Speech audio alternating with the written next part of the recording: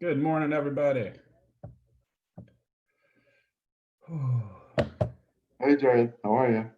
I'm good. Well, I've been better, but I'm good for right now. Just so you know, everybody, I'm going to have to get out of here real early. I have a listing appointment all the way in Santa Clarita, and I live in West Los Angeles. So I'm going to probably have to end this around 12 just so I can get there. Super busy today. But I feel so sorry for you. I know I feel so bad for myself too. No, it's good problems to have, but I have an offer going out today. I just signed a new lease listing. I have to get that on the MLS. I'm in escrow. I'm entering escrow on another property. I have like 5 things going on at the same time. So I apologize, everyone, if it's a little bit quick today, but it'll still be full of good stuff. So, alrighty, let's wait until about 11. I'll give it 11:07 for everybody to kind of trickle in. We only have 5 people in right now. In the meantime, this is a good time to get some coffee, get a water, a snack, whatever you need to do, and we will be up and running in no time. How do I do this? That's how I do it.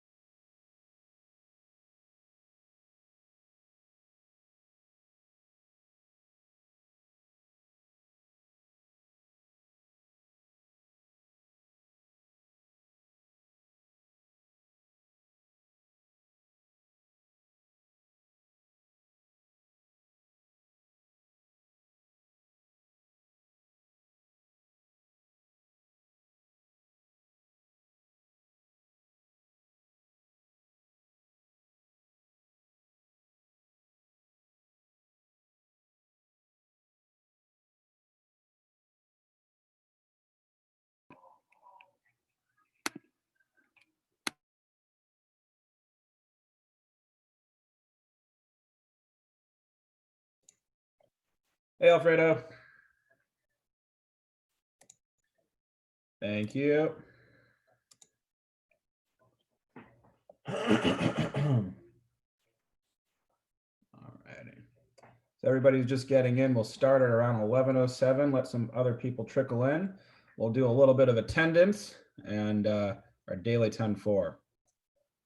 Alrighty. So 11:07, we'll get up and running.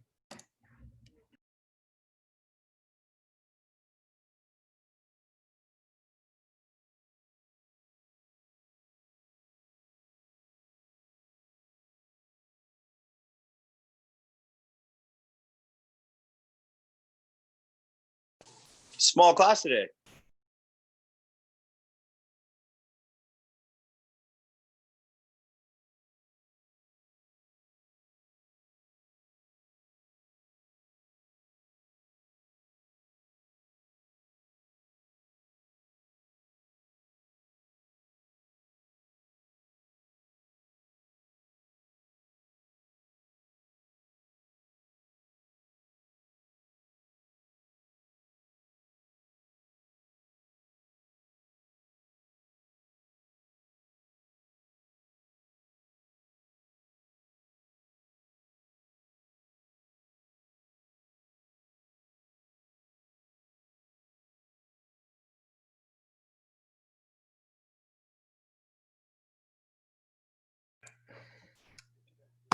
Alrighty.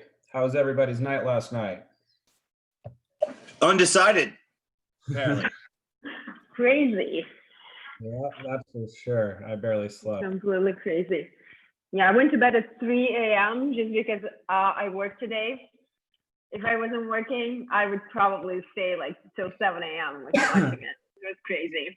Same here. I went to bed at 3. And then my alarm woke me up at 7.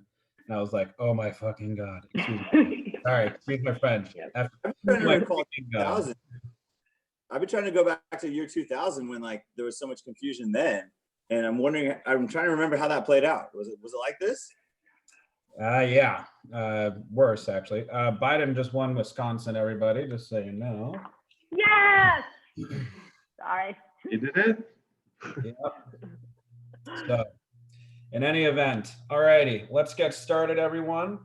Anybody who's new, just so you know what we're doing right now, we are going over our daily 10-4. If you are in the mentorship program, we are taking attendance as well. Today is power session number 6, I believe. Is that right? Hold on. Let me get some other stuff up and running.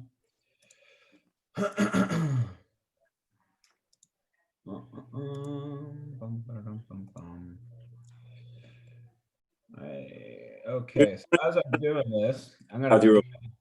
Sorry. So if you want to just get me out of the way, I can just like knock it out with you real quick. Sure. Why not? So is that the 10-4? Is the calls and contacts? Yeah. So first, I'm gonna go with Adam real quick. Okay. I like just going down the list just so I make sure I get everybody on attendance. So Adam, are you on today? Yes, you are. Yeah, I did 27 and 5. Mazel tov. Congratulations. You're moving the goalpost. All righty. Okay, Randy Graves.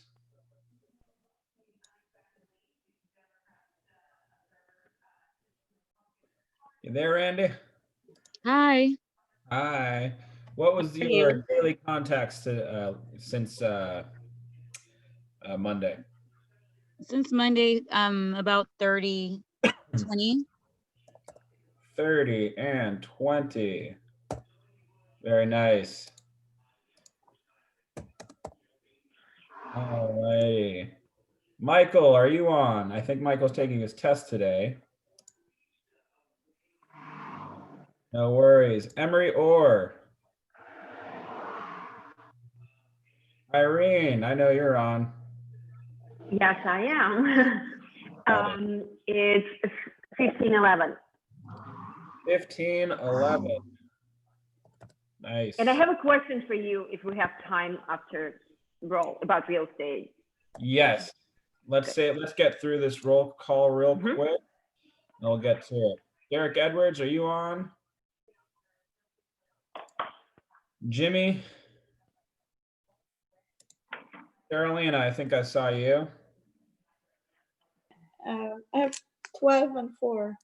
12 and 4. Very good. Sharon Jenkins.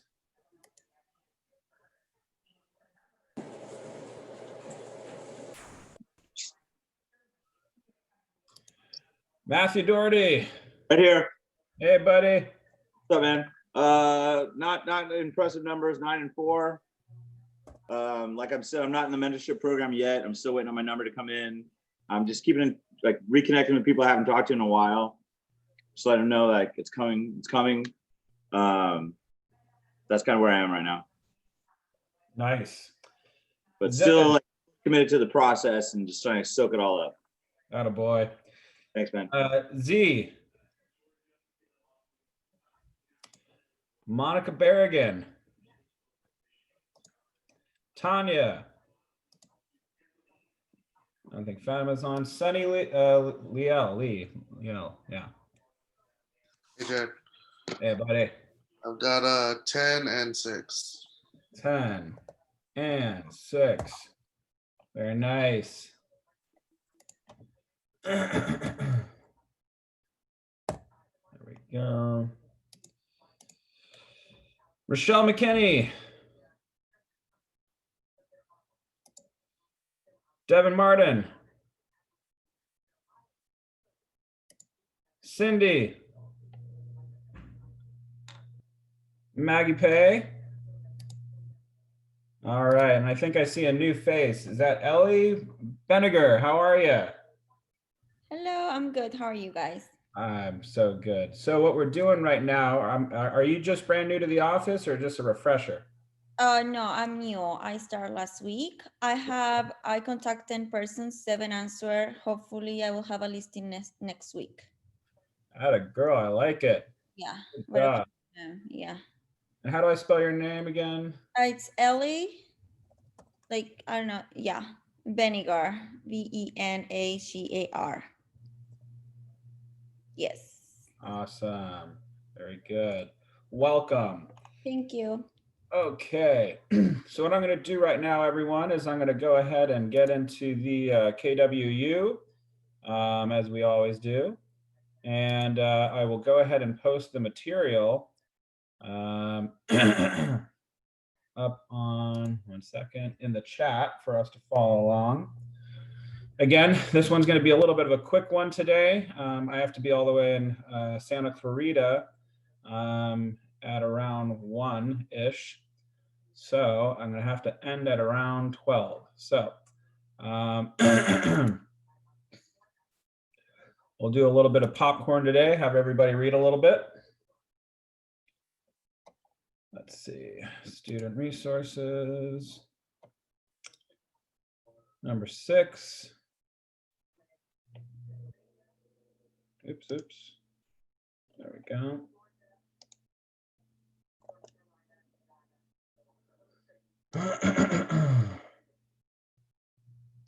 Okay, so in the chat, what I'm posting right now for everybody is the material coursework for today. Once we break, I encourage you to read it in its entirety for everybody's knowledge. Let me go get my instructor manual up.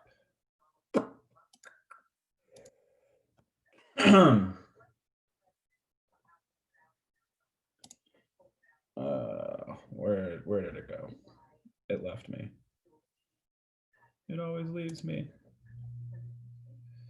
One moment, please.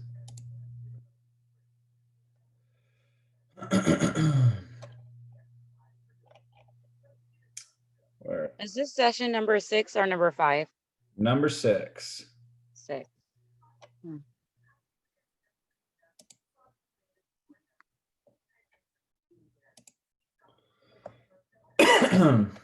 I did stupid stuff last night and smoked cigarettes because I was nervous, and I'm paying for it with a cough this morning. Instructor manual, there we go. All right, so does everybody have their manual up and running? Yes, I do. Good stuff. I got my instructor manual open, as always. I hope everybody can read along as I go down. Today's expectation: discovering the techniques and advantages of staging a listing to get it sold. Review the elements of your 14-point marketing plan in action. Learn the essentials of great service to sellers from the moment they sign the listing agreement all the way through closing and beyond. Study strategies and tips. Oops. I didn't need to see that. Strategies and tips for great communication and problem solving. All right, moving on down. That's our action reveal, always starting off with our daily 10-4. And Adam, can you remind the class, what is our daily 10-4? Yes, for sure. 10 contacts a day. Write 10 notes, add 10 new contacts to your database, make 10 contacts, and check 10 properties a week. Beautiful. Yes. So what we're going to do, if we don't do anything in our day, if we at least contact 10 people and have a two-way conversation, write 10 thank you notes from the day prior, whether it's a text message, an email, or a snail mail, we recommend sending it right in the mail. And then from there, we want to add 10 more people into our database. And then finally, we want to make sure we are looking and previewing 10 properties in our specific farm. All righty, our turn, handwritten notes. If Matthew, you can read on my screen, I have Mets. You could read that handwritten note for us for an example.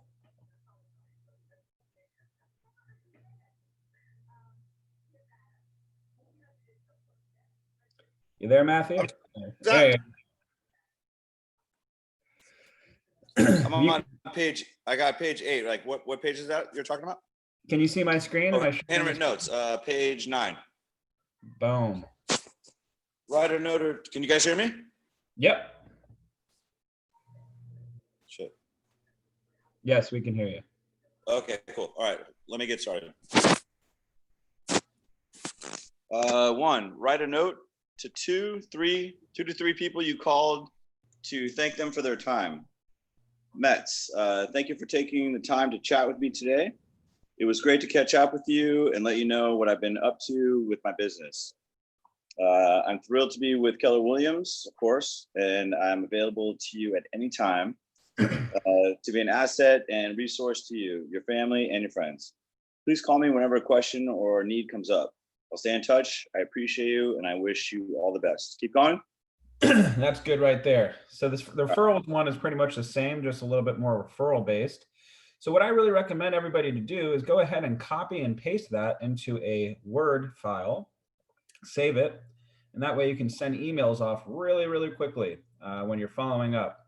It's a really great way to keep in touch with people. Also, you can add them on a marketing action plan, a SMART plan, and make sure you're staying in contact with people, and you can find that in Command. Alrighty, moving on down. Again, we're going to be going real fast today. Get your head in the game. So far, you've worked hard to find business and get the appointment. Once you have landed the appointment, you've demonstrated to the seller your value as their listing agent, and they sign the listing agreement with you. Now what? It's time to act on what you promised your sellers in your listing presentation. It's more than just sticking a sign in the yard. Successfully marketing and servicing a listing is very important to you, to your clients, and could have a positive, long-lasting benefits for you. Get the listing sold by attracting buyers to the listing. Do that job well, and you will also generate additional buyers who will buy in other listings and sellers who will see you as an effective listing agent. Meet your seller's needs in a focused and communicative way. This will build your reputation as a top listing agent, generate repeat business and referrals from that seller, and create many more paydays ahead. That's what we want. So we're right here in the process, y'all. All righty, moving on down. Irene, you had a question. I'm sorry, I totally blew right by it. What was the question? No, it's okay. Maybe it will help other agents too, because I have like a tricky situation. That one customer, he's not a client yet, he contacted me. So he listed his house with the other agent 2 months ago for 3.5, and he hasn't gotten any offers. He got one oral offer with a full cash that he rejected. So, and this Sunday, he wants me to see the house. But how can you handle this situation when he already has an agent? Like what do you do? Like how long has the listing been on the market?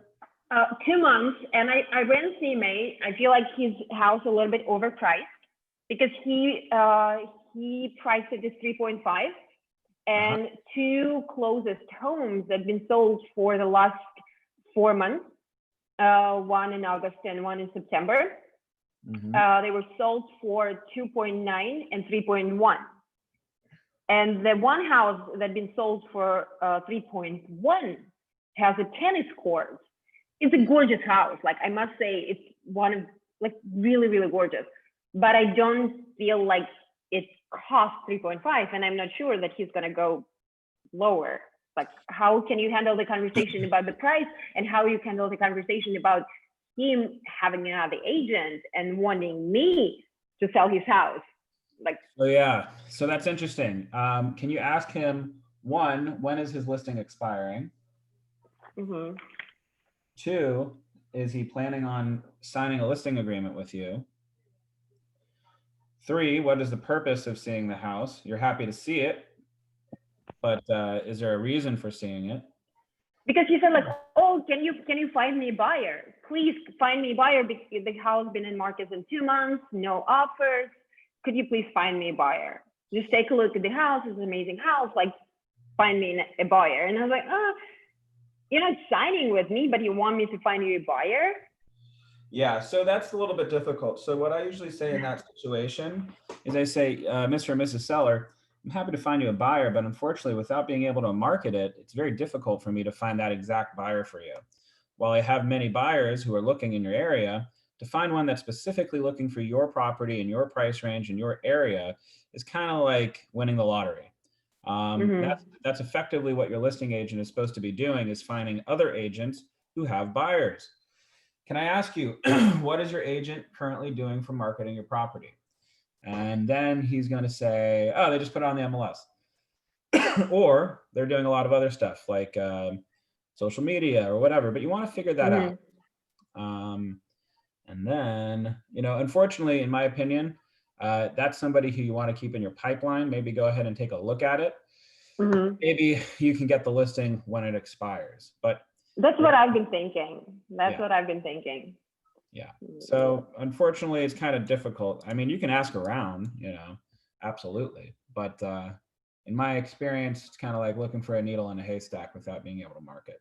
So yeah, no problem.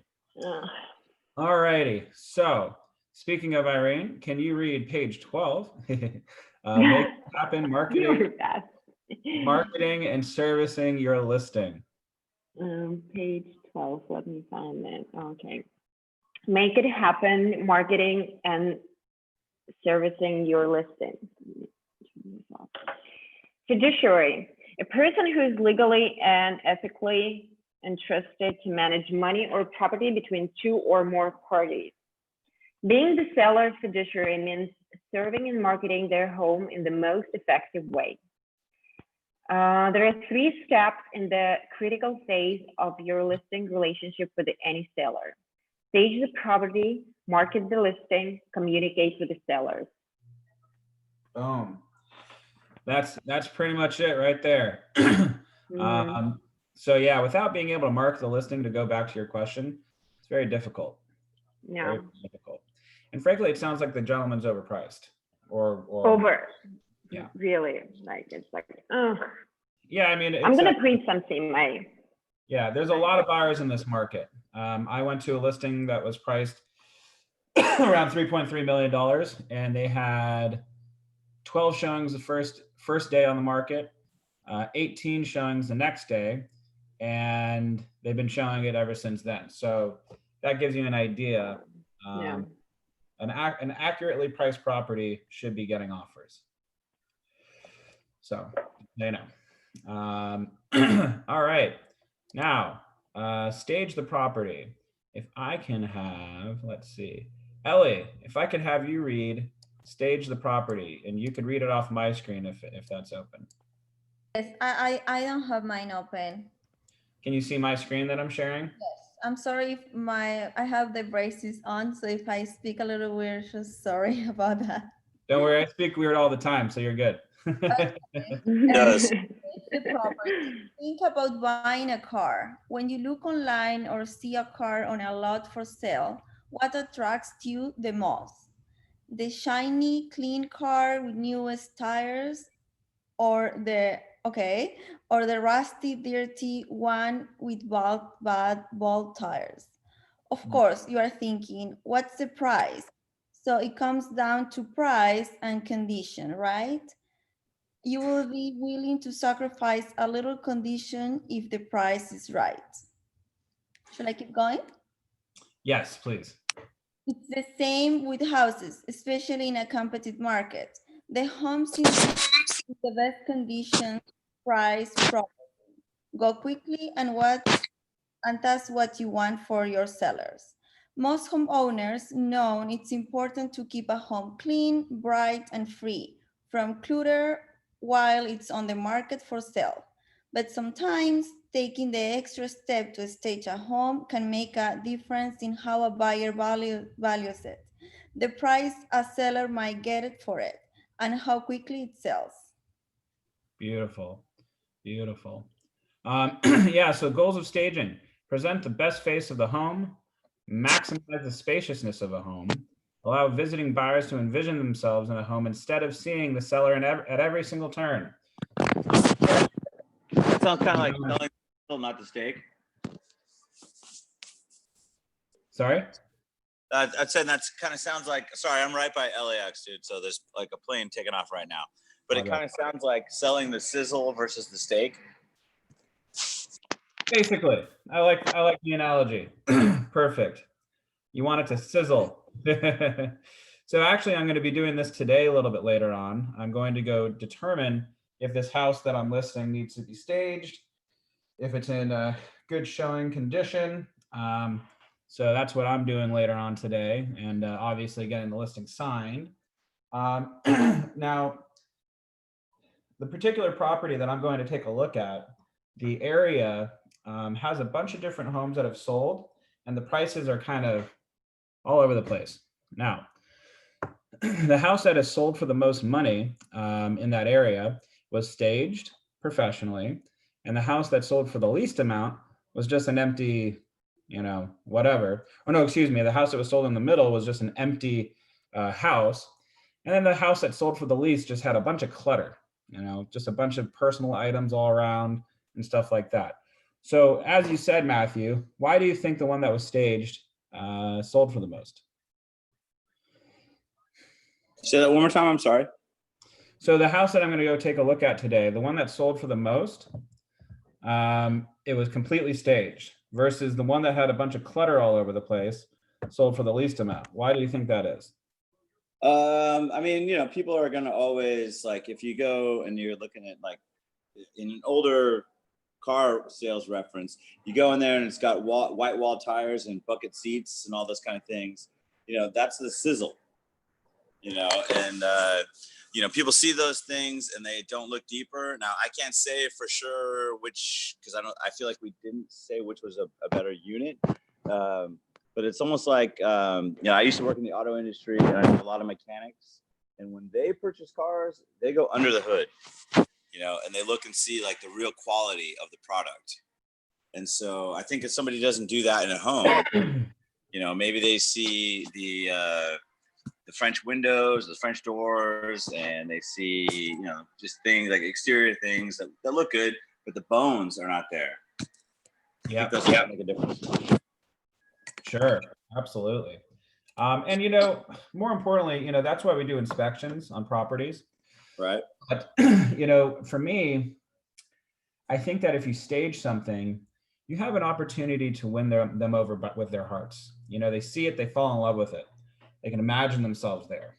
And oftentimes, when you have a house that's staged, even if the bones are not that great, you can still get somebody to fall in love with it so much that they're willing to write a full asking price offer. So I would ask you, based on that, so when you show somebody a house, like say you're showing me like a nice villa in Lake Tahoe, and when you take me through that space, and you're showing me all the things that it has available in an area like a geographical location like Lake Tahoe is not only good for winter but also summer.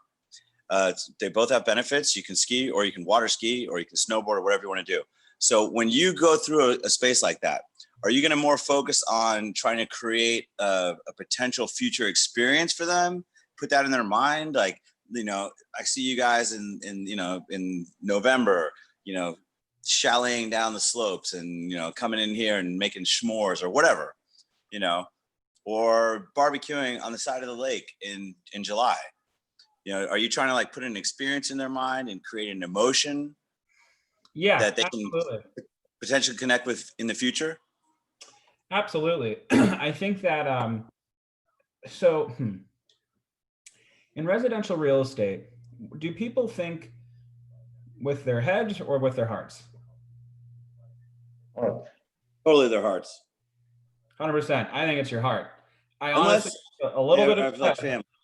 Yeah, I think it's a little bit with the head, but I think mainly, residential real estate, it's an emotional reaction. So we want to paint a picture of them, living in the property. Can you imagine your, sectional over here? Can you imagine, this? And, they go into it. So it's usually for people in residential, it's an emotional gut reaction versus, in commercial, it's all about the numbers. it's all about, looking under the hood. So for me, I think staging really plays an important factor. So in residential, it would behoove you probably to obviously know your property in advance, so that as you walk somebody through that property, you could like put stage things in their mind, that you've already gone through in your head a million times. And you might end up telling that to like 20, 25 different people. I could see this happening here and that happening there and yada, yada, yada. And hopefully you hook somebody. Yep, 100%. So for example, on page 14, good stuff, by the by, 32% of realtors report a 1 to 5% increase in an offer. 16% of realtors report a 6 to 10% increase in an offer. And 3% of realtors report an 11 to 15% increase in an offer. And that is all from home staging. So that's some big numbers we should look at. If I could have, let's see, Derek, how are you, bud?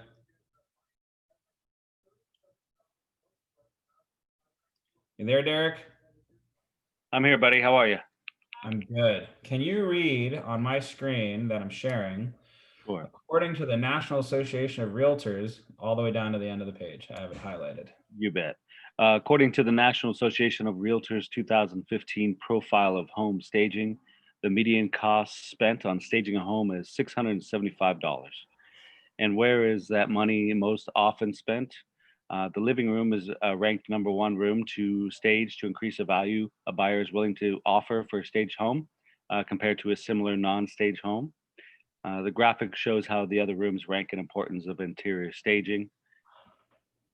According to the NAR 2013 remodeling cost versus value report, gardening and landscaping efforts pay off. Curb appeal projects are rated among the most valuable exterior home improvement projects.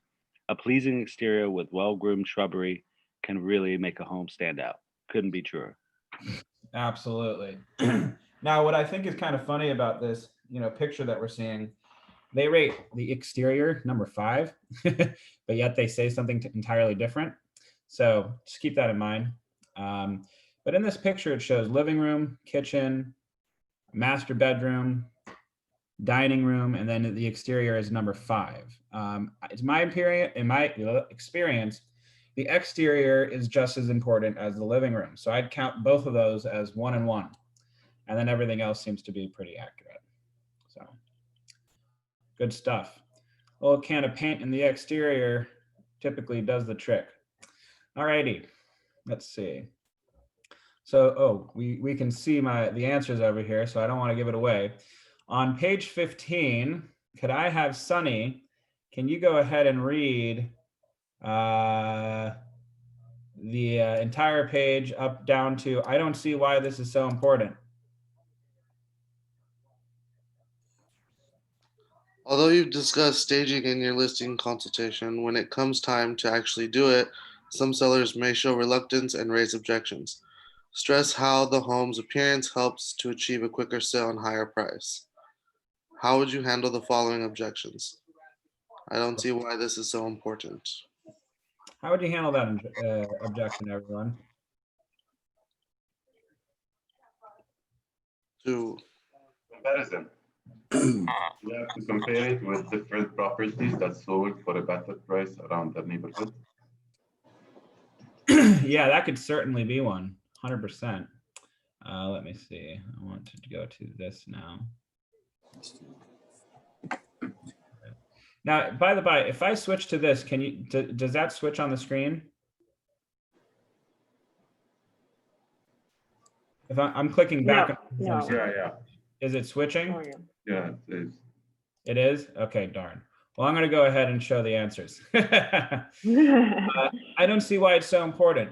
If we want to sell fast or for money or for more money than your competing sellers, then we need to stand out in terms of condition. Right? Perfect. Do we really have to make this repair? We can sell it just the way it is, but it's likely to take longer and we probably won't get as much money. My recommendation is to have it repaired so that we can get the best price possible in the shortest amount of time. The choice is yours. What would you like to do? Make the repair or take longer to sell? If I could have Derek read the last one. Why can't we sell the house as is?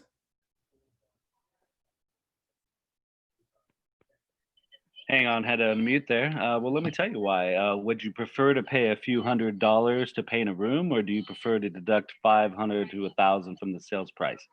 Since buyers use outstanding repairs to negotiate a lower price, it's usually in your best interest to make repairs rather than have to negotiate with the buyer thereafter. Beautiful. Beautiful. I love it. All righty. So, 2, market the listing. If I could have Carolina.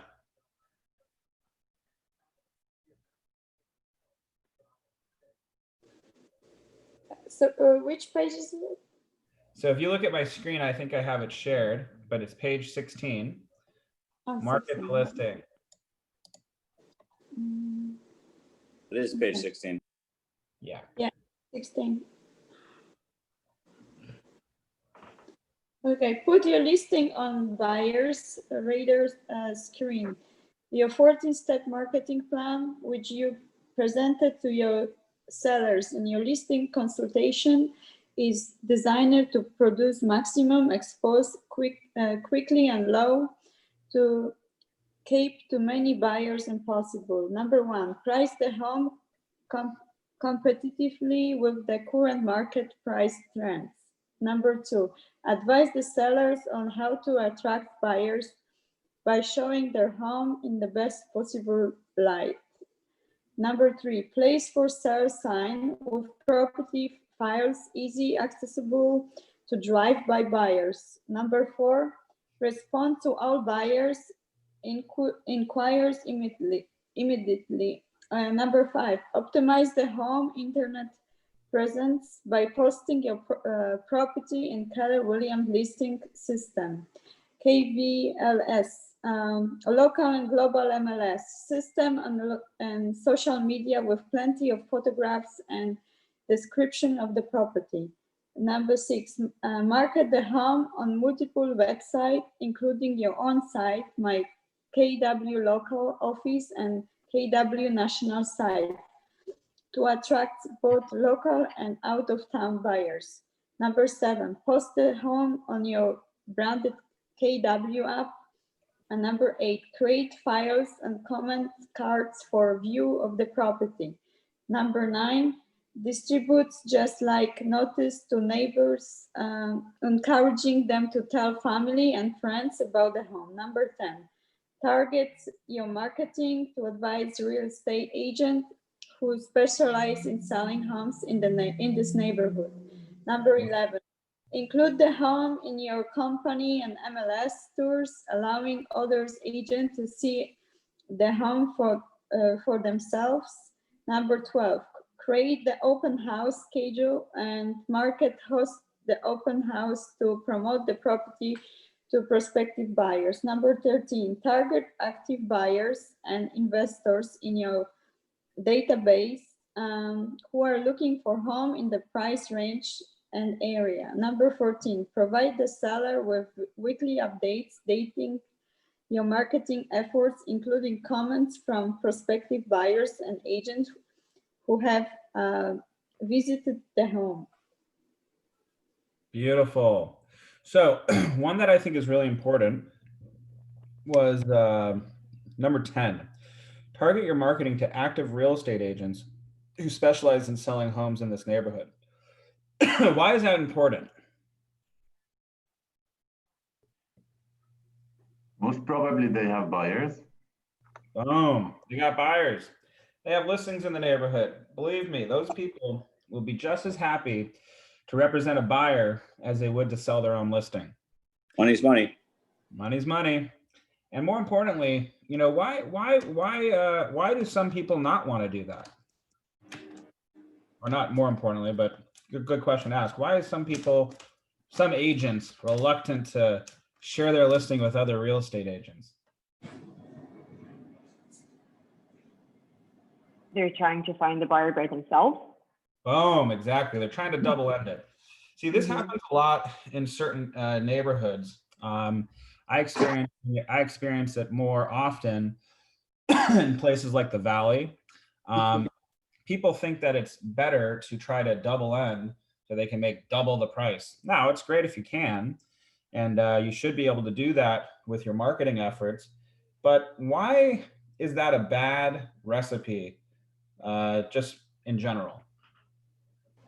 I would say in that situation, maybe it's a bad recipe only because maybe you're only used to doing business on one end of the deal and you don't really have like anything set up, like a history of doing business, any business relationships on the other side of the deal. And so maybe you're not there yet. You know, if you've been established and you're doing the selling or the buying and you're doing the finance, and, you know, you're established, you know, the sky's the limit. You know, it's all there for you. That could be an issue. Now, personally, I'm okay with that. What I often will do, so if I'm double ending it, I'll just go ahead and have another agent. If I don't feel secure enough, I'll have another agent represent it, and I'll give them a referral fee. I'll be like, hey, this is teed up for you. I want 50%. You know what I mean? And that way you have another agent doing all the work, but you're still getting 50% of their commission. So you get 50% of whatever they make, like once they're done, all said and done. Oh, wow. So that's not even like a finder's fee. I mean, that's a lot more. Oh yeah. Now you could be a little bit more thankful and give them more, obviously, but I probably would go for 50% personally. I'm happy to represent a buyer for 50% if I don't have to do any work other than write the offer. It's teed up, ready to go. Believe me, I'll take that all day, every day. But the answer I was actually looking for is time is money. The longer that listing sits on the market with you trying to double end it, the more money you have into the property, and the longer it took to sell. So wouldn't you rather just sell it and move on to the next one? I would. Yes. You know. I think I would. Yeah, I mean, listen, I have 5 deals going on right now, and I'm happy to double end it if it just so happens to be that way. But frankly, I want one of these deals off my plate. So, you know, I'd rather go ahead and sell it as quickly as possible, personally. Plus, also, if you're going to close, like, say, hypothetically speaking, let's say you close 15 to 20 deals this year, and that might be even like a low end number in your opinion. But, you know, why not get 1 or 2 of them off the shelf, dude? If you can, you know, if you have to sacrifice a few dollars. Yeah. Push it forward. So 100%, all good stuff. Absolutely. So what I'm going to do right now is I'm going to go ahead and play a video about creating a wow factor. Let's get into it. Hi, I'm Josh Bath, and I'm here to talk to you about creating a wow experience with your clients. Creating that wow experience with your clients starts right from the initial interview. When you're sitting down with them and you're listening to them and you're asking them good questions, that's really what sets you apart from the rest of the agents that just go in there and talk. The mindset should be not, what am I going to ask them next before they've even finished their sentence with you? The mindset should be, what are you saying to me? A couple things that I do to establish a really good wow experience for my clients. I tell them that a photographer is going to contact them. I tell them that a home stager is going to contact them. And after that's done, I follow up with them. And I ask them, so how was your experience with my photographer? Now, I already know that the photographer I've chosen is incredible, and they're going to deliver great service the way I deliver great service, except I get to use the service they use as an extension for the energy I'm creating with them in that wow experience. Once their home's listed, how I continue on with that wow experience, I just communicate with them almost every other day. And that communication is either by phone, by text, or a follow-up on an email. The advice I would give you, if you're looking for a place to begin, I'd sit down with a notepad, paper, in a quiet place, and just start writing out naturally in your mind everything that you do from the moment you've sat in their living room to the moment you've gone back to the office and handed the file to your assistant. How are you communicating with them? What are you doing? These are all incredible steps to communicate back to your seller, because normally they don't know what's going on. And if you're telling them what you're doing, you're helping them remove some of that fear and building confidence and trust in you, which is exactly what creates that wow experience. For people thinking that they need to do something big and as a result never doing anything at all, go back to small. It's not about being over the top and big. Sometimes wow is just following up with them when you said you were going to follow up with them. Or it could just be as simple as, paying attention to some of their needs, like they don't have time to cut the grass. Maybe you might hire someone to cut the grass. That'll blow their mind. And for you, you can hire a local neighborhood kid. That doesn't cost very much. Little things like that, though, go a long way for referral business and creating a customer for life and that wow experience. Boom. I love it. So any ahas You from nailed it. Boom. Yeah, this guy's top notch. Did anybody have any like takeaways from that little video?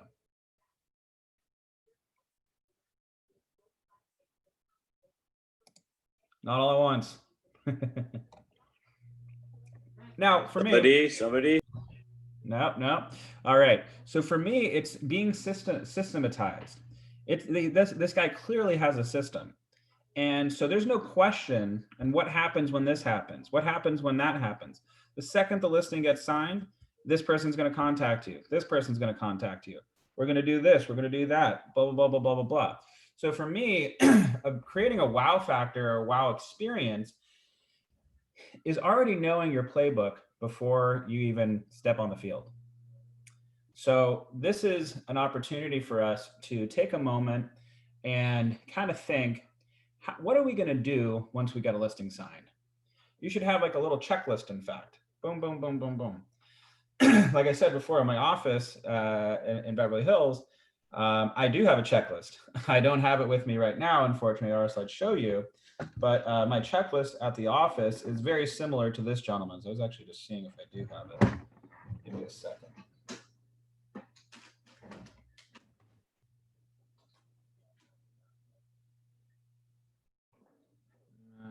I don't. I used to have it in this file. Oh, well.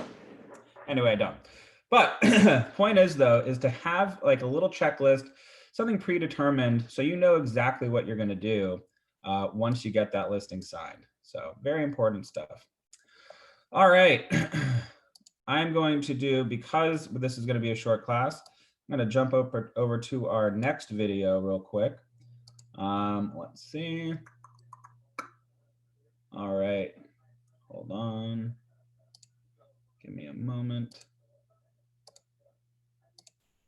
All right.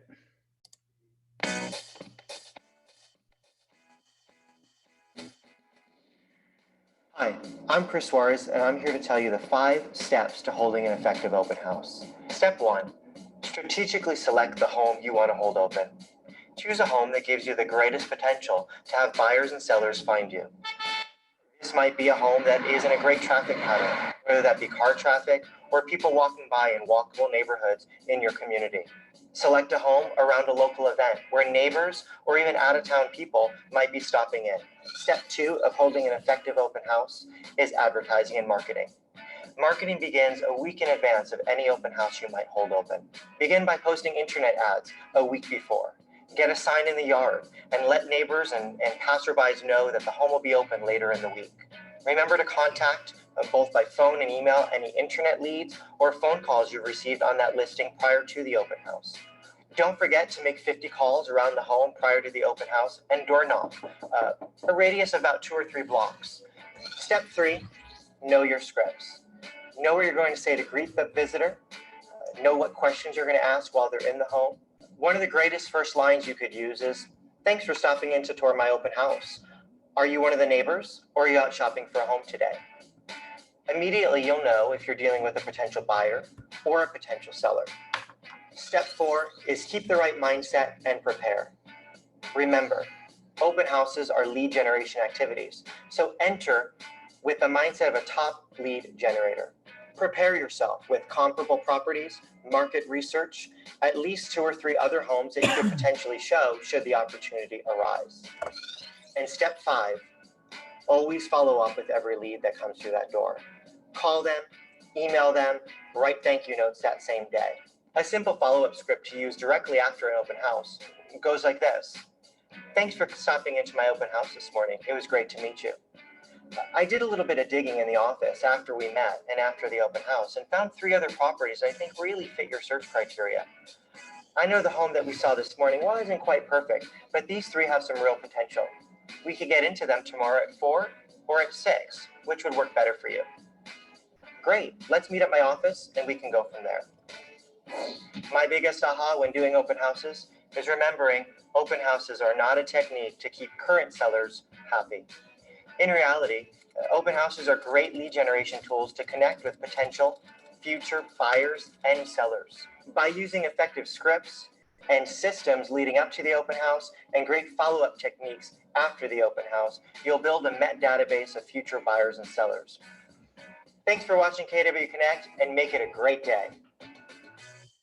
Now that one I love. Now, a couple things I want to bring up. What are some things that we can't do because of coronavirus that were in that video? Open houses. Open houses. It's a video on open houses and we can't do open houses. So what can we do though? Set up the viewings. Yes. So we can Like a go virtual open house, basically? sort of. Yes, you can do that. But what I was kind of referring to mainly is set up predetermined days that you're going to be doing showings.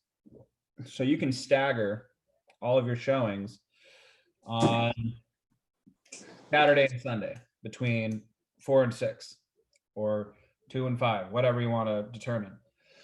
And that way, excuse me, my throat's a little scratchy. That way, you can go ahead and have like 6 or 7 showings in one afternoon. So that's kind of like an open house.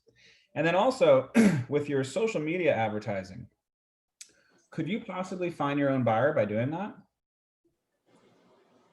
Possibly. Totally. So even there, you can still have the conversation. Oh, are you just shopping around? How does this house work for you? Oh, it doesn't. Well, just so you know, here's 3 more properties that fit your criteria. I know this one didn't work. Well, let's go ahead and set these up. We can go to them tomorrow. Is 4 or 6 o'clock better? Just like the gentleman said.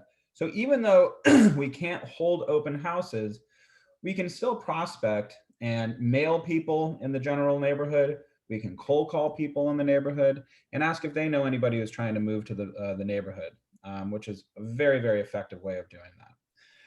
What's one more thing that the gentleman mentioned that we can't do?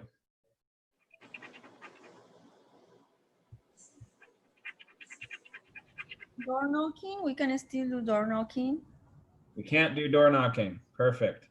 So, which sucks because I love door knocking. I'm a door knocking fiend. But my favorite thing to do typically is door knocking. Unfortunately, we can't. So I think cold calling is the best bet.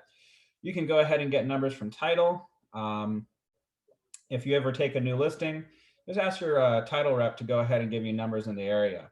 And that's a really, really great way to contact all the people who live in that neighborhood. So good stuff. All righty, moving on. It is 11:55. I kind of have to skedaddle pretty soon. So we are running a little bit short on our class, like I mentioned. But let's see if we can get a couple good points in. Okay. Let's see. So yeah, on page 19, you want to get the word out. You want to leverage the internet, and you also want to leverage your social media. When it comes to Facebook, don't use your personal Facebook account for your real estate services. Why? It lacks professionalism. Establish a professional Facebook account for your real estate business. Very important. It's funny that you say that. Not to jump in on you, but I had an ex-roommate, like we recently went separate ways, and we both, well, he got his license already. And on that page, he's got like an introduction page or a post from his new realtor, but he's also got another page where he's like standing in his mirror in his bathroom, like in his boxer shorts to show like his body.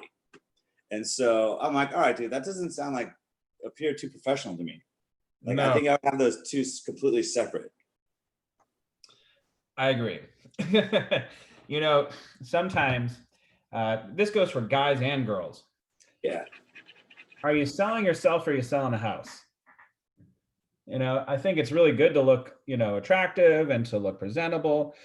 not gonna lie, looking good helps. That's why I put on usually I like wearing a backwards hat and being a little bit more unshaven. Usually grow my beard out a little bit. I'm a backpacker. I go kayaking a lot. You look great. Thank you. I don't typically dress like this, but whenever I'm going to go meet a client, I like to put on, a nice button-up shirt, put on a suit jacket. Right now I'm wearing my suit pants at the moment. I don't know if you can see, but you want to dress for success. But the one thing I don't think really, really helps is walking around with your shirt off and being like, hey, don't you want to live in this house? It's not going to work.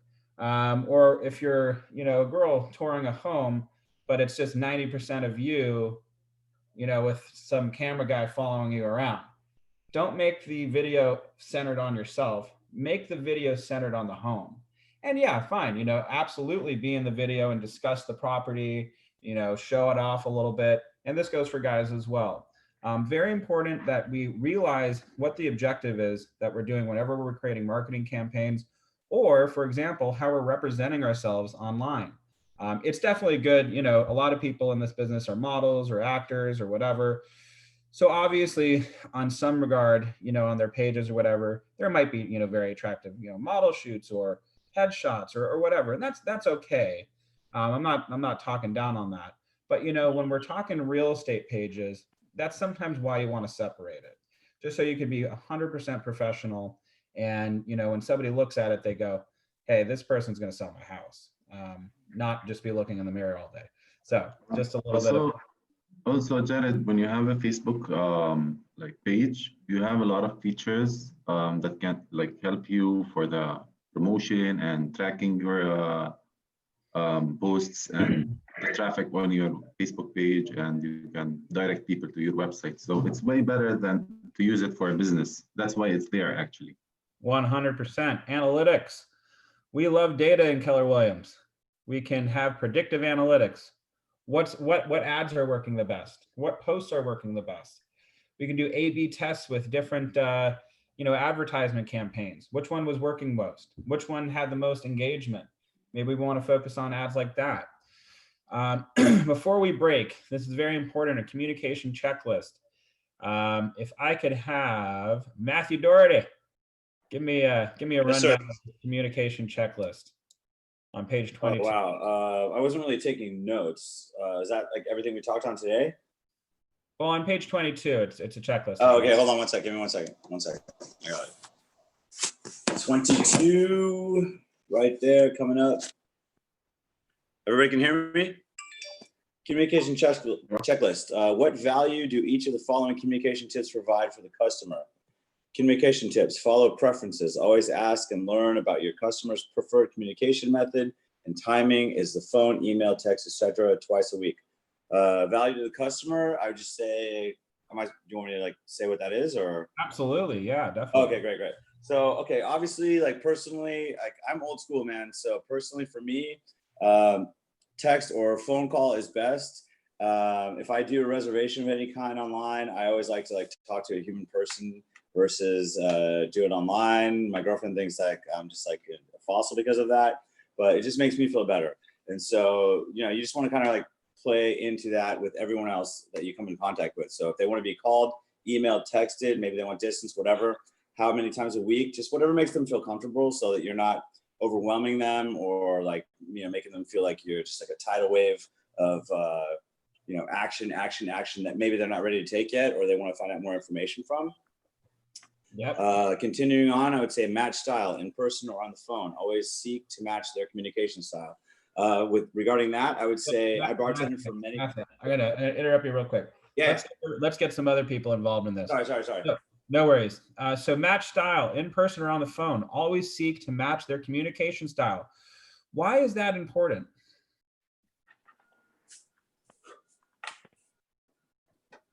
Anybody? Can I just jump on that one and then? Yep, absolutely. Okay, I'm so sorry, you guys. I'm not trying to be overbearing, but I bartended for many, many years, in college.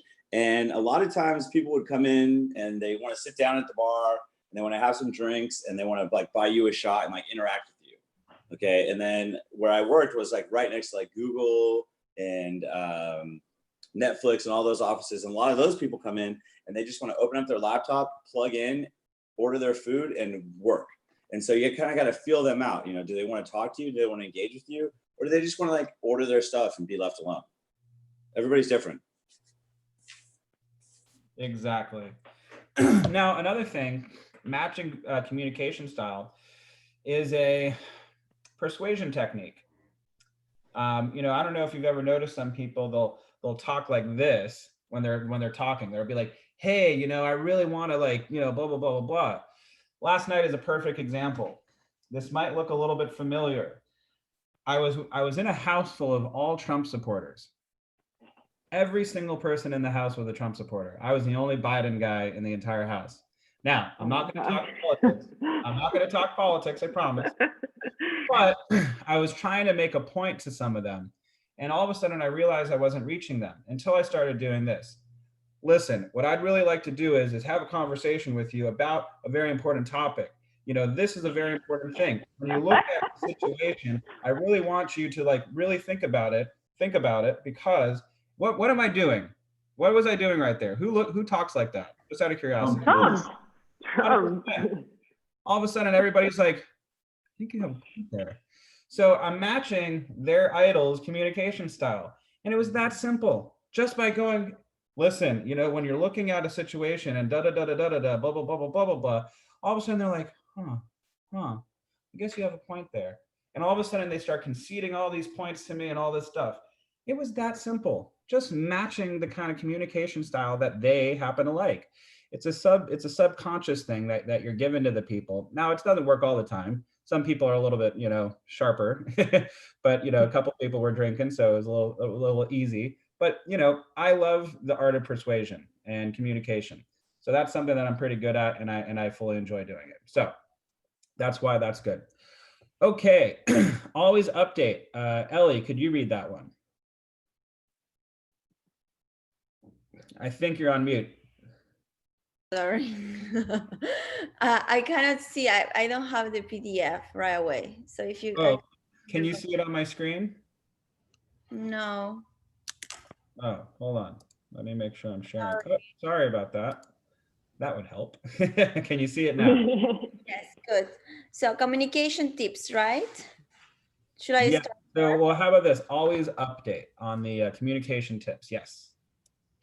Okay. Always update. Updates should happen even when there may be no new information to share.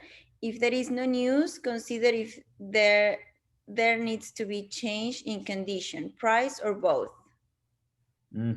Absolutely. So why is that important? Always updating.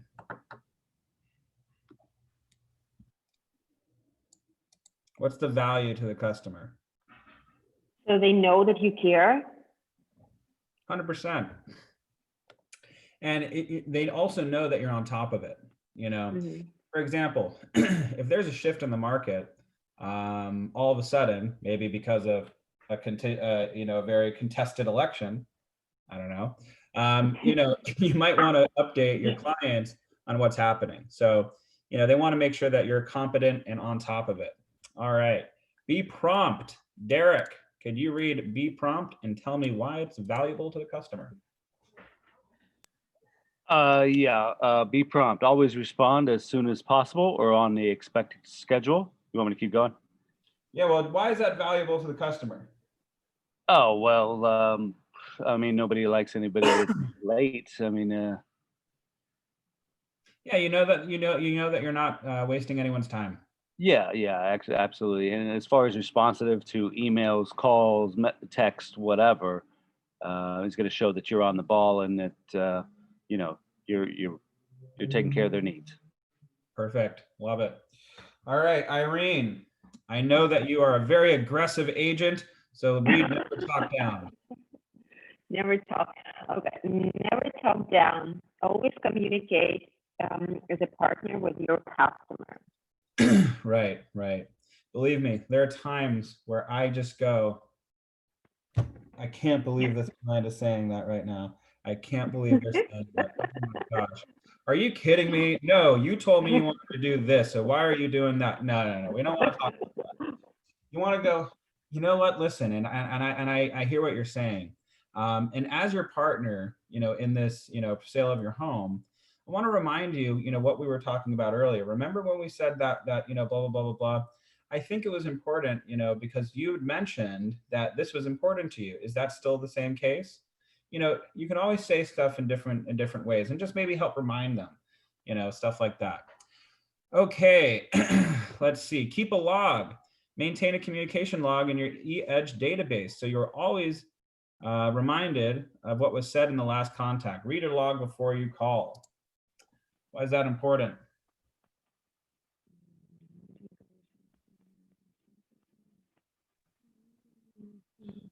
There's So two you have things. a record of what is said, Sorry, one more time. that you have a record of what you said before. Yeah. So you can always get back to it and have it in Absolutely. writing. Yep. And there's two things I can think of. One is consistency. We want to be consistent in our communication. Sometimes, we don't want to repeat ourselves too much. And that's the second one, actually. But, also it's kind of a nice conversation starter to go, so where we left off in the last time we spoke, we were discussing X, Y, and Z. And they're like, oh, yeah, I remember. So it gets everybody on the same page as well. So always a good thing. Let's see. And then decision maker, focus. Oh, another reason why you want to keep a log is, let's say they mentioned, I don't know, my kid won state championships in whatever. The next time you have a conversation with them, you can go, hey, by the by, before we get into real estate, how's your kid doing? Is he still stoked off of that big win? And they all of a sudden go, oh my gosh, this agent is not just trying to sell my house, they also care. And it's a great, way to build rapport with people, 100%. Okay, let's see. Maurice Reyes, if you could read decision maker.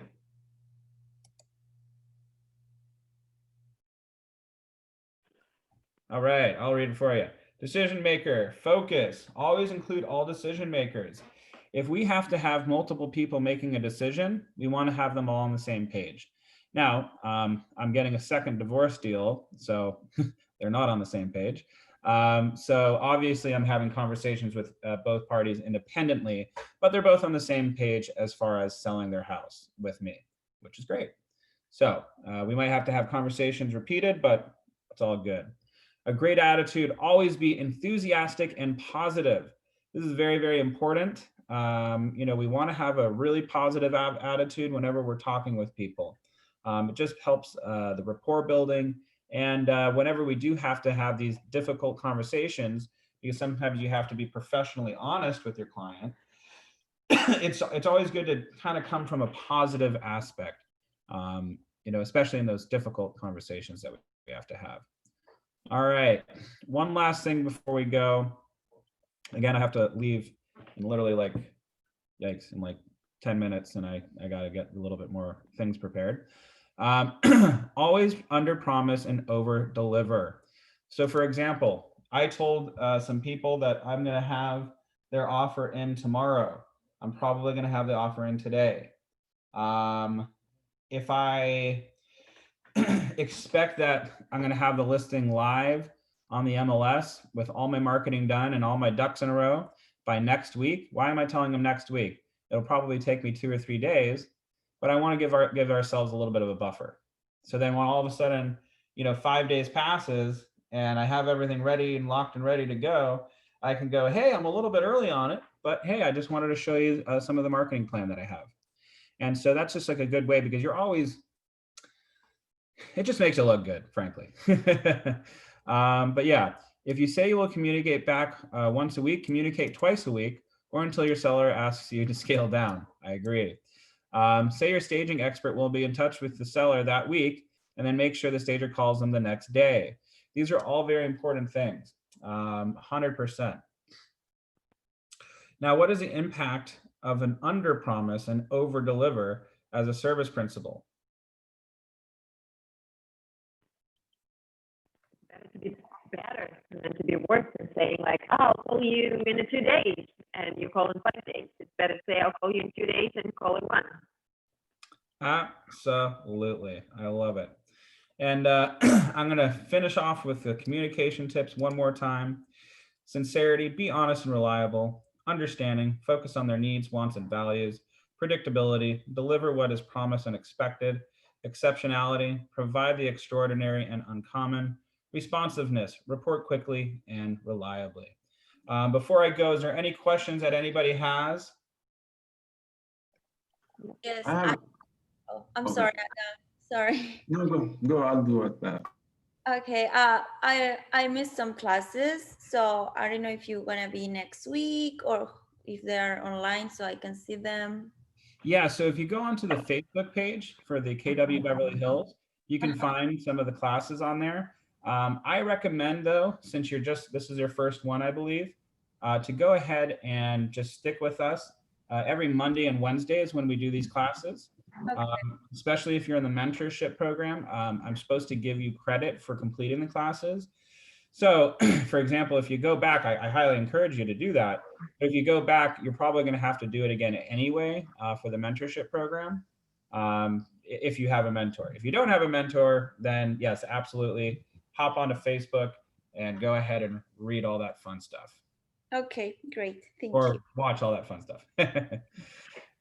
Anybody else? Any other questions? Yeah, I have a quick question. I'm doing cold calling and I just got Mojo. But the thing is, I have no clue how to start or how to do my strategy about targeting the area, the farm I'm working on via cold calling. So if there's any strategy that you can recommend me, like street, by neighborhood, by zone, zip code, but I don't know what to do, and so I can keep controlling and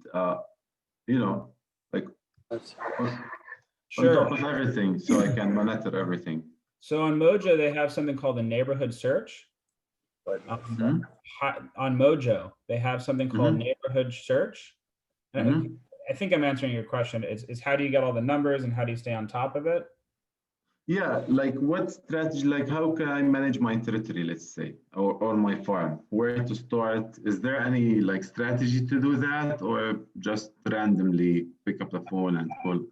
I'm dialing for numbers, when I'm calling. So I just pick up the phone and start calling, if I'm going to be completely honest. I try to keep things as simple as possible. Now, I'm on the Mojo dialer. It's going to say the address of who I'm calling, the name of the person of who I'm calling, and it's also going to log your conversations with them. You could record them, but you could also just write notes while you're going along. So that way, when you're done, you can go back and review the notes that you make for those sellers. And typically, it says when you're selecting a list to cold call, you have an option of start back from the beginning or pick up where you left off. I always do pick up where you left off. I finish that list and then I start it all over again. And once a month, I'll do another neighborhood search just to make sure nobody got on the do not call list.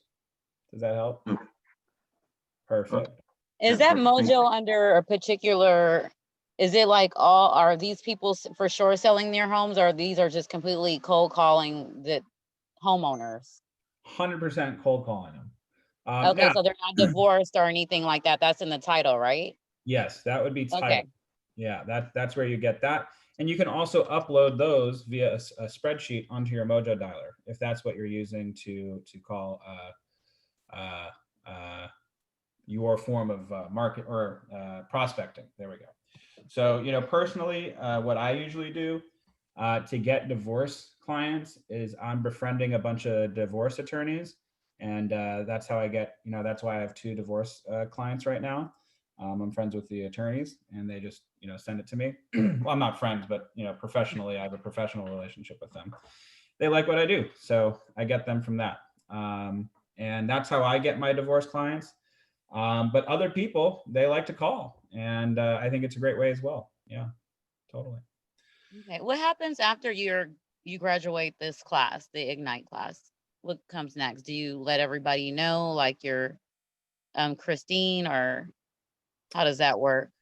Oh yeah, so I submit to Kristen Tull. I submit the attendance to her so she can see who has completed it. Okay. Right now, I think Randy, you pretty much did. I'll have to tell her, and you can tell her this too, and she can give me a call as well. That you did complete it, and that unfortunately you began last session. Yeah. And, unfortunately, I was not keeping, excuse me, full attendance for last session Okay. up until like the last day. Mhm. You know, nobody's fault really, but you know, they didn't really tell me to keep attendance until like one of the last classes. So that's my fault. I should have asked if I should be, you know, keeping attendance, but either way, now that we are keeping attendance, everybody who has started this from this Ignite session, I have been keeping track. So as you'll note on, boom, boom. Let's see, where's the I was one? actually sending her emails too before you were keeping track. When you weren't keeping track, I was still sending her emails, letting her know, like, hey, I did this session today. I did this session today. Good, Things of that nature. good, good, Jared, good. is your So now attendance? after we're finished, what happens next? Are we just free to fly our little wings, or do we what do we do now? Go fly. Okay. And you know what? I suggest that you should be doing that right now anyway. You know, get out there. You know Of what I mean? course. Yeah. But then more importantly, you know, there's a plethora of other classes for us as agents. Blake Petska, he does a class every Monday and Wednesday as well on command. And that's actually the next class that I would highly recommend everybody to take part in. Those Okay. are very valuable. It gives you a big overview of how you can manage your database. So this is, let's call it theory. Blake's class is practice. So I highly recommend doing that because that'll take everything that we learned in this class and we'll be able to implement it through command. I have a good question. Okay, the command classes are really good. I did one on Monday and it was really helpful. About the MLS, because I just got the access to it and I'm lost. It's so much information. Is there some classes that I can take? You guys know that? Yes, so you can contact the MLS and they should have training classes on that. Okay. I believe they do it weekly. They might Actually, there's like a mandatory orientation webinar that you have to attend, like to. Yes, So double check your emails. Okay. Okay. I know on the MLS, if you click records and then you scroll down and then like you can look up the search. If you tap in realist on the upper right hand side, I think doesn't that take you, Jared, to like looking up properties and like the withdrawals and expired and things like of that nature? Yeah, you know, I don't use Realist that much, but yes, 100%. Okay. Yeah, absolutely. But yeah, Ellie, I would contact your local MLS. I'm with the MLS. They're very, very good. The combined West Side, Los Angeles, and whatever law, I don't know. And I work with through them, and they're fabulous. And they have a lot of different classes. So, and plus you're supposed to do your orientation. Yeah, Adam was right. All righty. Any other questions, everyone? Nope. Awesome. All right, next class, we're going to do a full one, so it'll be a little bit longer than this one. Again, though, I need to hit the road right now. I'm already going to be running late, but that's okay. I've already texted my client. But anyway, thank you all very, very much. We zoomed through this one, and I highly recommend everybody. We only have 10 more pages to go. So I would go ahead and read the following 10 more pages. We are on page 26, I believe. Yep. And read the remaining pages. Do a little bit of homework, skim through it. Very, very, very valuable stuff. But we did definitely go over the main bulk of it. So with that, all I'll do, I think I got one quick question in the chat. Oh, thank you, Ellie. Cheers. And with that said, have an awesome day, everybody. Get out Good luck, there. bro. Thank you, man. Appreciate it. Good luck, Get out man. there, make those calls. Remember, 10 contacts a day, and I promise you your business will start flourishing. All righty. Cheers, y'all. Have a great one. Make it a powerful day. Cheers. Later, dude. Thank you, Jared. Bye. Bye.